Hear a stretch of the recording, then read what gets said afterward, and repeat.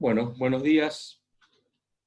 Vamos a comenzar la mañana de hoy hablando sobre un tema que nos había quedado en el tintero y que de alguna manera ya lo estuvimos viendo a través del desarrollo del trabajo práctico principalmente, que tiene que ver con el concepto de servicios, de infraestructuras y equipamientos. Infraestructuras y equipamientos en tanto podríamos decir, componentes del espacio urbano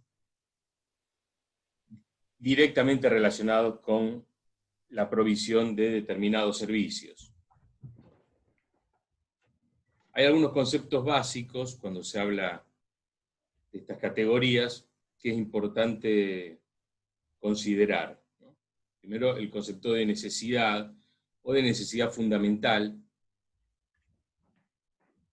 que de acuerdo a distintas instituciones, las Naciones Unidas, algunas investigaciones de CONICET, estudiosos lo suelen definir como los elementos mínimos indispensables que los seres humanos necesitamos para vivir. Y también tenemos que saber que esta definición es muy abarcativa, se amplia. Generalmente hay, dependiendo del autor que uno consulte, va a variar el listado. Si buscamos el listado de necesidades fundamentales, va a variar. En lo que generalmente casi todos coinciden es que son pocas, son variables, son discutibles, pero no son cientos y miles de necesidades las cualificadas como en necesidades fundamentales.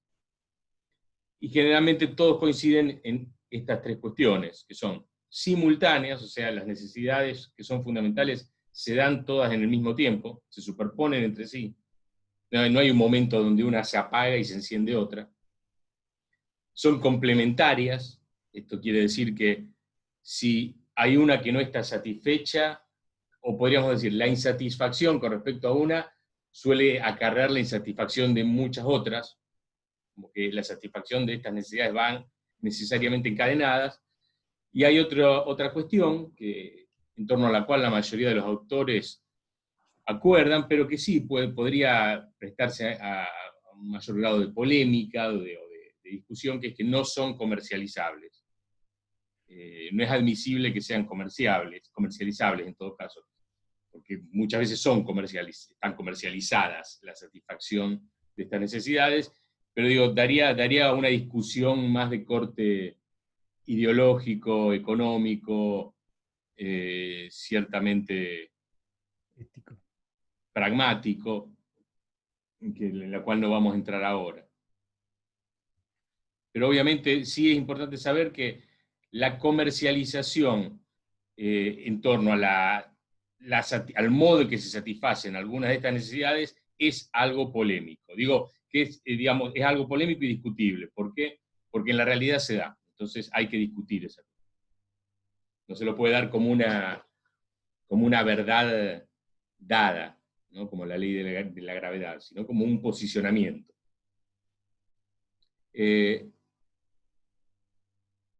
También, obviamente, de acuerdo a las Naciones Unidas, la satisfacción de las necesidades fundamentales es un indicador.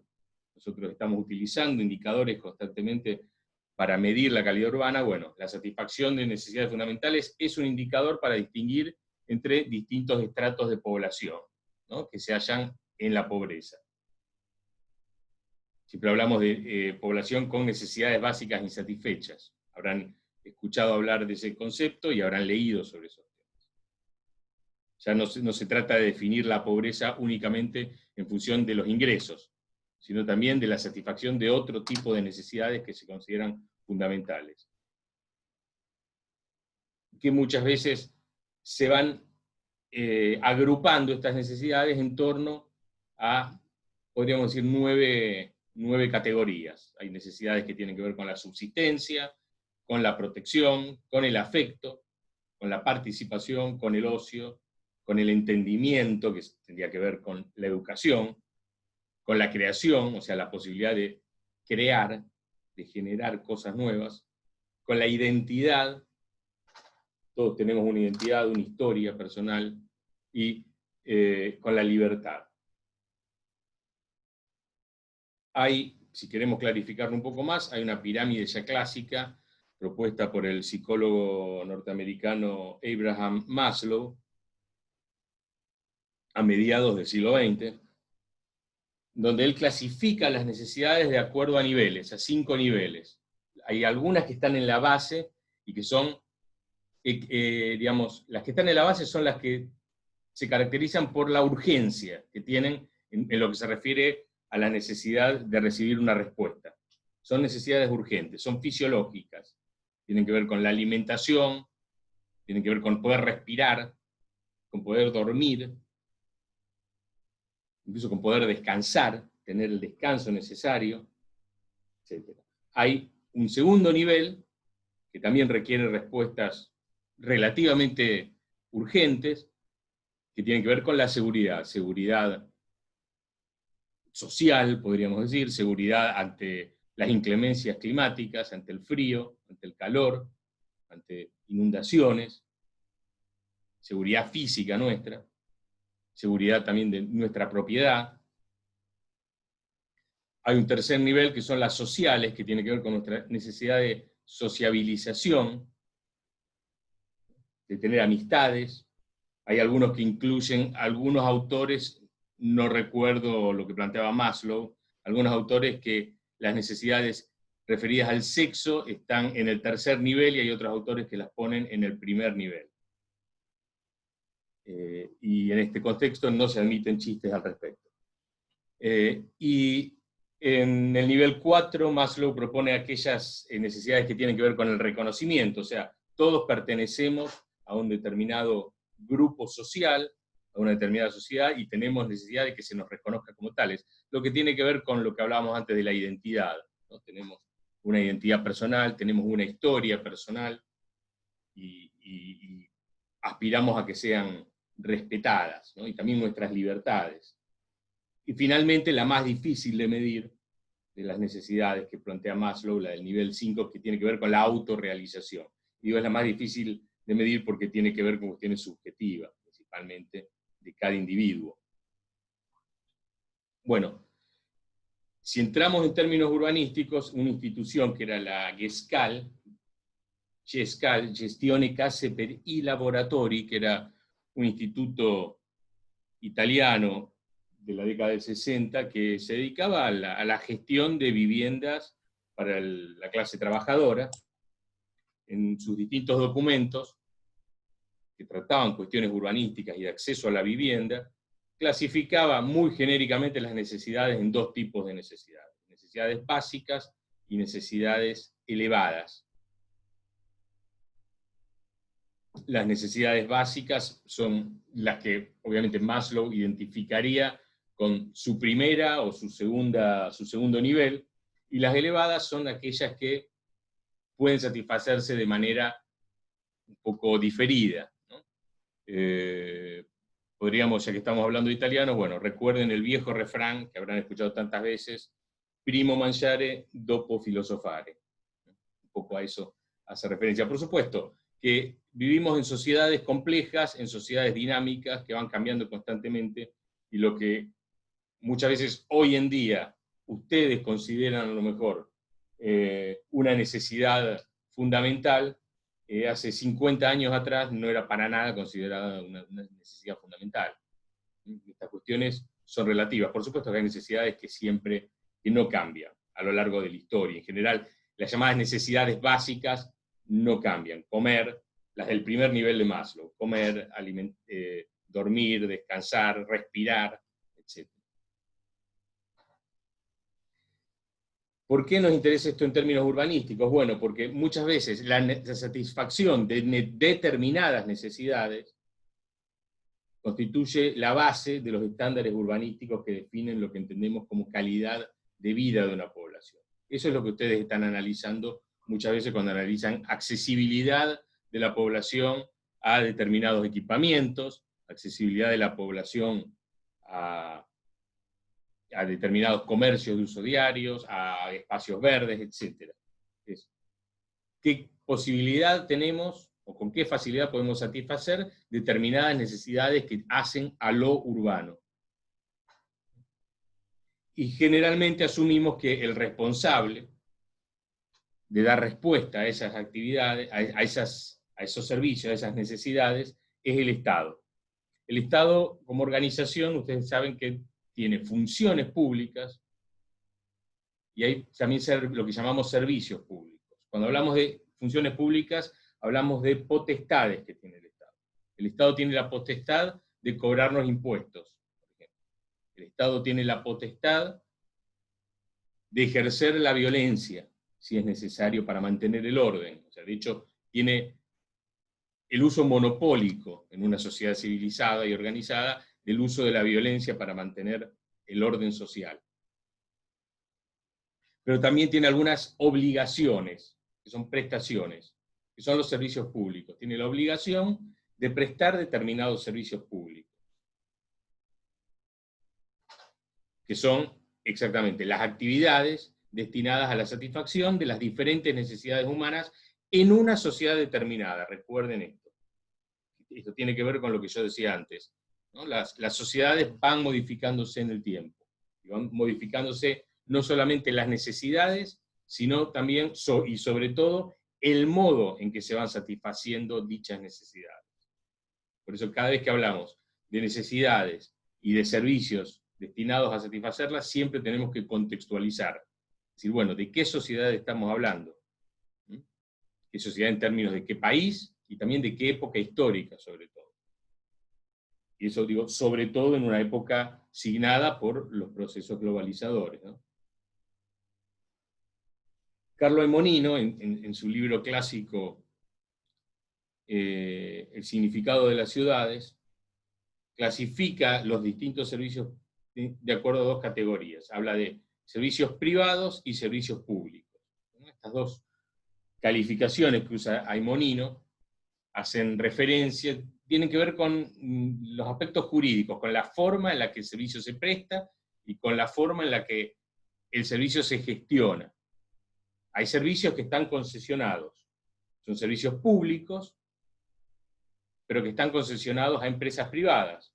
Por ejemplo, parte del transporte público lo prestan prestadores privados.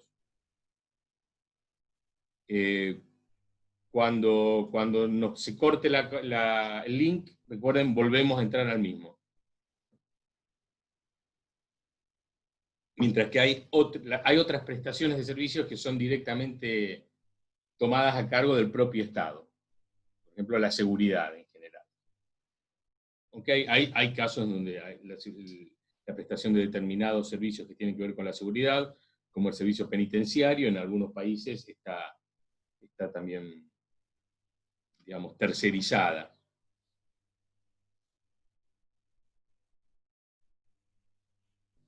Y también, dice Carlo Eimonino, a su vez, los servicios privados y públicos pueden ser colectivos e individuales. Por ejemplo, la prestación de este servicio que estamos dando en este momento nosotros, que tiene que ver con la enseñanza pública. Es un servicio colectivo.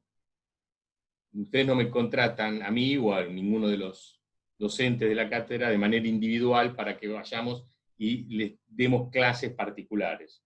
Nosotros nos sentamos, tenemos un programa, tenemos que responder a determinados requerimientos de la facultad y impartimos determinado tipo de conocimientos y brindamos determinado tipo de información. Ustedes lo reciben colectivamente. Pero hay otros servicios que no, que se prestan, en donde la prestación es individual y es particularizada. Por ejemplo, si yo tengo que enviar una carta, voy al correo y pago incluso, específicamente para enviar esa carta. Y acá también tiene que ver lo colectivo con lo individual. Por ejemplo, el servicio, volviendo al servicio que estamos prestando en este momento, ustedes no lo están pagando de manera particular, de manera individual, sino que lo están pagando de manera colectiva, y no solamente lo están pagando ustedes, también lo paga gente que no viene a usar este servicio, porque se solventa con impuestos, que paga toda la población, use la universidad o no la use.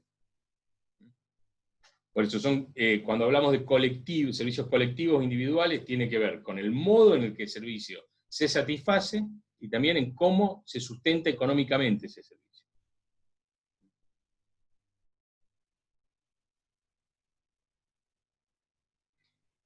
Y si ya nos vamos acercando a los temas que como arquitectos urbanistas a nosotros nos interesan de manera directa, vamos a hablar de equipamientos y de infraestructuras, ¿no? Vamos a hablar de componentes físicos del espacio urbano. Los equipamientos son las edificaciones destinadas a satisfacer las necesidades evidenciadas por los servicios. Y las infraestructuras son las redes a través de las cuales se brindan determinados servicios. Básicamente, y esto es muy sencillo de distinguir, cuando hablamos de equipamientos, estamos hablando de edificaciones donde se prestan servicios o relacionadas con la prestación de servicios. Cuando hablamos de infraestructuras, hablamos de redes.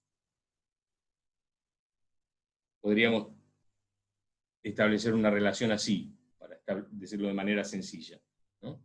Si hablamos de un servicio público como es el transporte, en este caso un tren, las vías del ferrocarril son infraestructuras. Cuando hablamos de las vías del tren, hablamos de infraestructuras, son redes.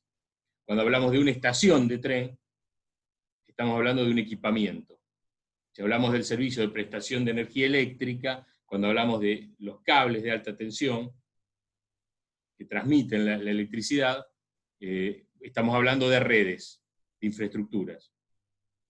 Cuando hablamos de las oficinas en donde vamos a hacer un reclamo, vamos a pedir un servicio, vamos a pagar un servicio, estamos hablando de equipamiento. Y también si hablamos del transporte motorizado privado, las autopistas son redes. Por eso muchos autores toman el trazado viario como una infraestructura, porque al fin y al cabo es una red. Y es un componente también del sistema de espacios públicos, pero también es una red, es una infraestructura. Y, no sé, las edificaciones en donde pagamos un peaje, por ejemplo, son equipamientos. Hagan esa distinción y no se van en general a equivocar.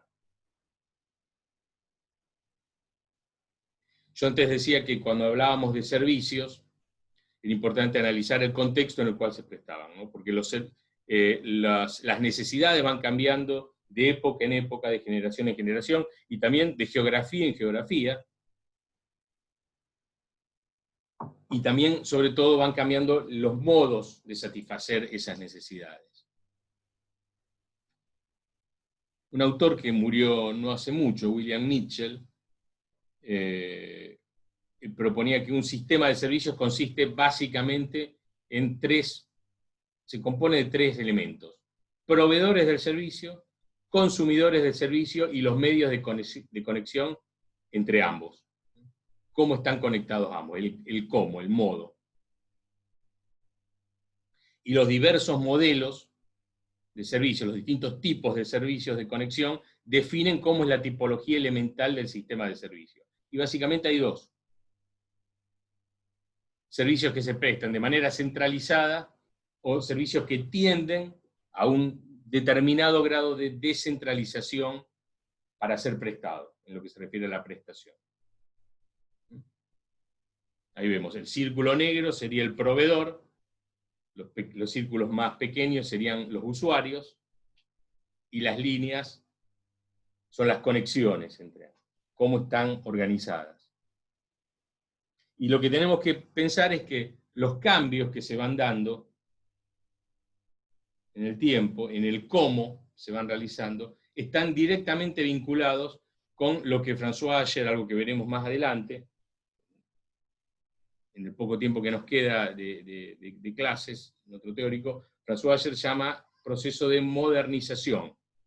François Ayer entiende que la modernización es un proceso que surge en la Edad Media, en Occidente, y que sigue hasta nuestros días, y es un proceso que es el resultado de la interacción de tres dinámicas, sociales y antropológicas. Hay dinámicas de individualización, de racionalización y de diferenciación social. Cuando hablamos de individualización, si hablamos de la Edad Media, tenemos que pensar que estamos hablando, mejor dicho, de finales de la Edad Media y el paso al Renacimiento.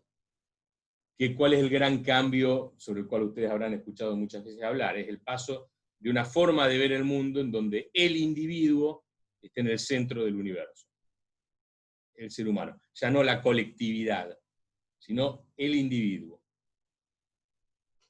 El punto de vista personal pasa a ser una cuestión que hay que tener en cuenta y respetar. Hay otra dinámica que caracteriza todo proceso de modernización, según Asher, que es la racionalización. Si lo vamos a caracterizar también en esa primera modernidad, que es el paso del medioevo al Renacimiento, vamos a pasar de una cosmovisión dominada por el pensamiento religioso, por el pensamiento mágico, a una cosmovisión que comienza a estar dominada por el pensamiento racional, el pensamiento científico. Y finalmente la última dinámica tiene que ver con la diferenciación social. Las sociedades se van complejizando cada vez más. Entonces cada vez es más difícil dividirnos en clases, bueno, ya las clases sociales no son estancas, son permeables, van cambiando constantemente nuestra posición en las clases sociales, pero además hay distintos tipos de ciudadanos. Antes a lo mejor había artesanos, soldados, reyes, sacerdotes y agricultores, no mucho más. Ahora cada vez hay más profesiones, hay distintos estatus sociales, y las sociedades, la diferenciación social va siendo cada vez mayor. Esas son las tres dinámicas, según Asher, que caracterizan los procesos de modernización, y son las que caracterizan cuáles consideramos nuestras necesidades y el modo en que se van a satisfacer esas necesidades. Queda menos de un minuto, corto acá para no quedarme con la palabra, y volvemos a entrar, ¿ok?